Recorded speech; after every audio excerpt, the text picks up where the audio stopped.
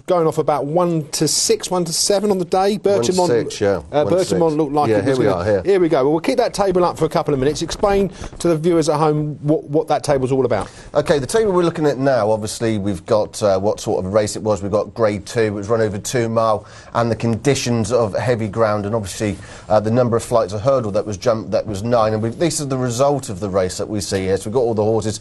The new one with results of 1-6, and the weight he carried, which is 11 stone 12. We've got his trainer and jockey. Now, what we've got there is a BHA, which is a British Horse Racing Authority. Now, this is the official handicapper in races. Now, his official mark was 167. On the right, we've got my rating. Now, I have my own handicap system. I've actually allotted him a mark of 165 for this performance. Bertimont in second, performance with a mark of 155, an official mark of 149.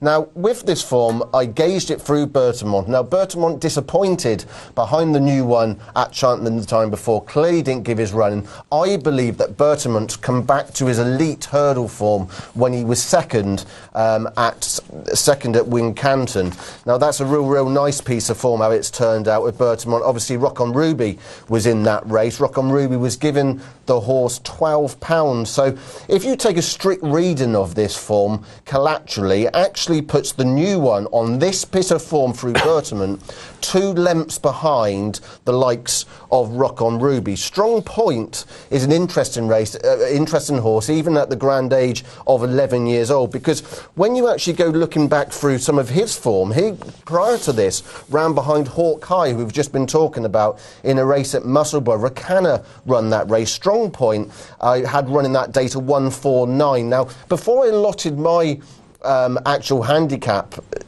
marks around, I worked it around Bertimont to get the mark of 155 to what I allotted him for his run at Wincanton. And spookily enough, I went back to check what I gave Strong Point for its previous run at the Musselburgh race, and it was actually only £1 less. So I got a Strong Point running to a mark of 148 that day, where on his previous. But the horse like Strong Point at the age of 11 is not improving, and for the observer, the new one obviously jumped to the right. Yeah. From your rating point of view, is it going a factor? I mean, obviously after the race, Nigel Twiston Davies came out and said, well, we'll look at it and we'll see what happened.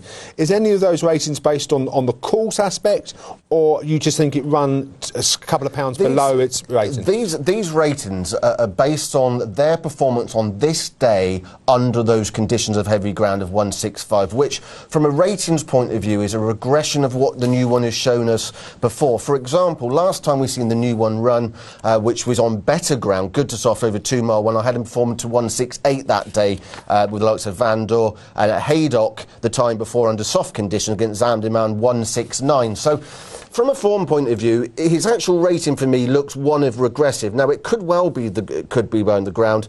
Even under soft conditions, he jumped up to the right, not as marked as he did there. This just goes to show, I think he's very vulnerable, the new one. I just, from a champion hurdle point of view, couldn't possibly consider him. His best price at the moment, 3-1. Of course, better conditions, but he just looks like he just lacks speed for me. Now, I've always maintained I think he's a horse in between distance, and I've got to say, and those mistakes that he made, we can, maybe it was the heavy ground, but when we're talking about backing horses going forward and they're jumping like that and they're jumping out to the right, it's a little bit risky when we're talking about a horse that's going to be 3-1 for a champion hurdle. For me, the new one is certainly a horse I will not be having on my mind for a champion hurdle. In terms of the horses in behind, I mean, it was a small field. Bertimont, you've got raised sort of £6 from the official rating. Did try to quicken from the front, and it did run in that Wincanton race, Purple Bay one. Yeah, absolutely. And of course, Purple Bay, that's all little tied into Faugheen's form, and I say Rock on Ruby was in third. And I do believe that Bertimont had returned to that kind of form of 2 miles, what he did at Wincanton, exactly to the pound. I had him rated 155 for that performance, and I've got him rated 155 from this. But when we're talking about ratings of 165. Just to give you an example, I've got the likes of Faugheen at the moment, 173. So from a ratings point of view, that's £8 beneath. Okay, interestingly, question there that leads me to what other horses you value above 165. You've got the Faugheen at say eight. Where do you have Jet Ski and Hurricane Fly? Jet Ski and Hurricane Fly.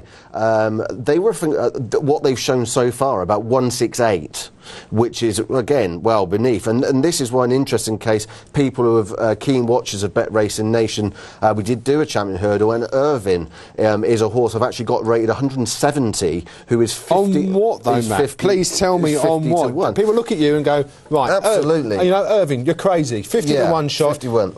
Run. There was excuses when they ran against Faugheen, but what do you base that on? Okay, well, first of all, if we go back to this Wincanton race, this elite hurdle when he fell. Now, he was mounting his challenge when he fell at the last. Now, he was carrying 11 stone 12, and we've got Purple Bay, who eventually won the race, 10-11, and we've got Bertamont at 10-12. I'm pretty sure of when he come down, he was just taking it up, and he was just going on by length. What he would have done from the back of the last of the line, I don't know, but I've got to assume that he can run up to that. I'm pretty sure he would have gone on from there. When you look at his fight in fifth form, when you've got Aura Delay, who is in second of John Quinn's, the mare, to come out and frank the form. Now, the interesting horse is Arctic Fire, who was in third, came out and ran against Hurricane Fly and Jet Ski. Now, when you take that line of form, it gives Irvin the beating of both those horses. But some would say that Arctic Fire run above expectations behind Jet Ski and Hurricane Fly. I think there's somewhat the form